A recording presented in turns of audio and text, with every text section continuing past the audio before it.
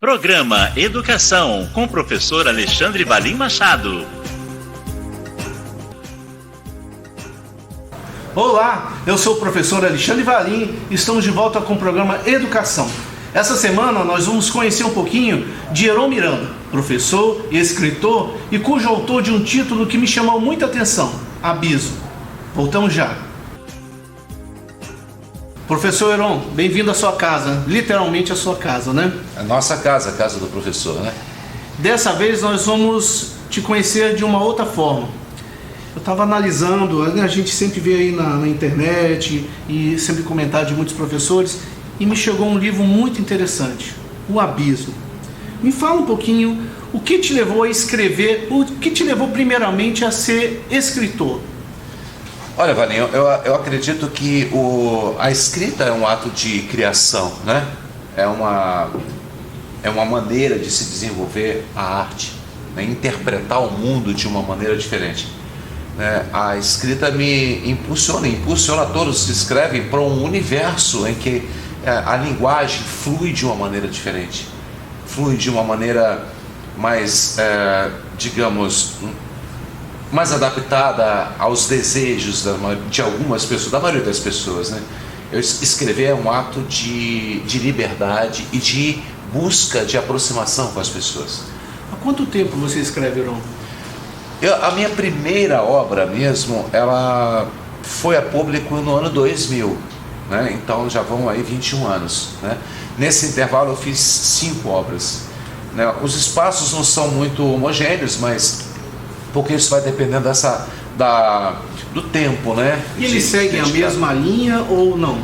Não, as primeiras obras elas tinham um cunho voltado um pouco mais para a filosofia da ciência, que é a minha formação a nível de pós-graduação, né?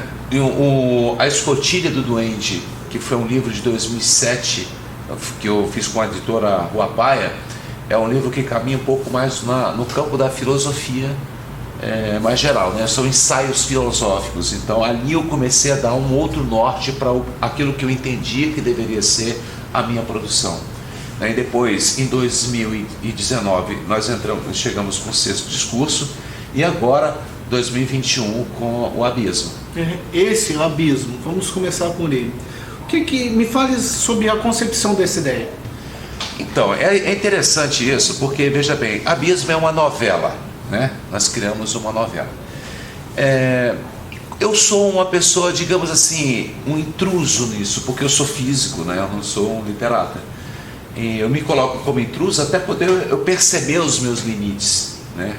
Da produção, de como essas pessoas produzem, buscar uma aproximação com esses autores, né? Então isso me coloca um pouco mais tranquilo nisso, para que eu possa me produzir.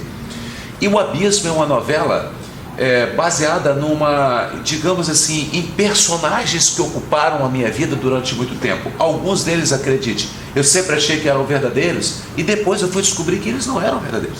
Parece uma loucura, né? Porque tem um personagem no livro, no Abismo, que para mim, até antes um pouco de eu escrever o livro, ele era real. Assim como eu estou conversando com você, eu conversei com esse personagem de forma imaginária algumas vezes, e não é um drama psicológico isso que eu estou falando, é uma coisa que a minha mente construiu esse personagem como se ele fosse real.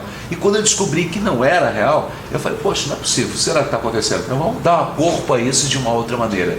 Então esse personagem entrou para compor uma narrativa que é bem isso das minhas vivências, né? Ele se tornou real através do livro. Através do livro. Ele deu o corpo no livro. É muito interessante.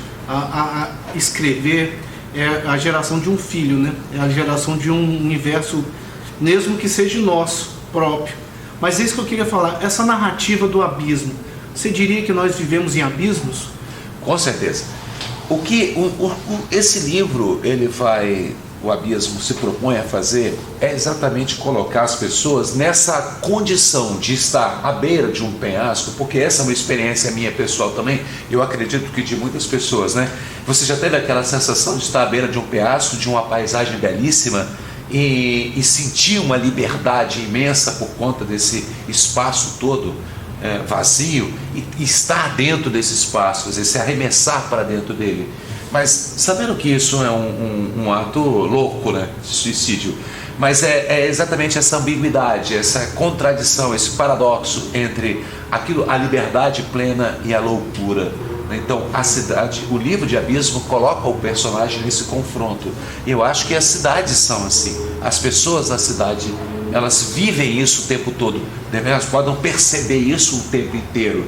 Mas em algum momento da sua vivência, das suas reflexões na cidade, ela pode se perceber. Você acha que muitas crises surgem talvez pela percepção disso por algumas pessoas? Não, eu não sou da psiquiatria ou da psicologia, da psicanálise, não tenho esse poder todo, mas eu acredito que pelas minhas leituras e pelas minhas vivências, da forma como eu elaborei o texto, então eu tento conduzir as pessoas a pensar exatamente isso, né? Que há um limite tênue, Isso aí, né? muito imperceptível entre aquilo que é a loucura e a liberdade total, né? Que é o desejo de quase todo ser humano e que é quase impossível alcançá-lo. Então aí fica exatamente nesse conflito, né?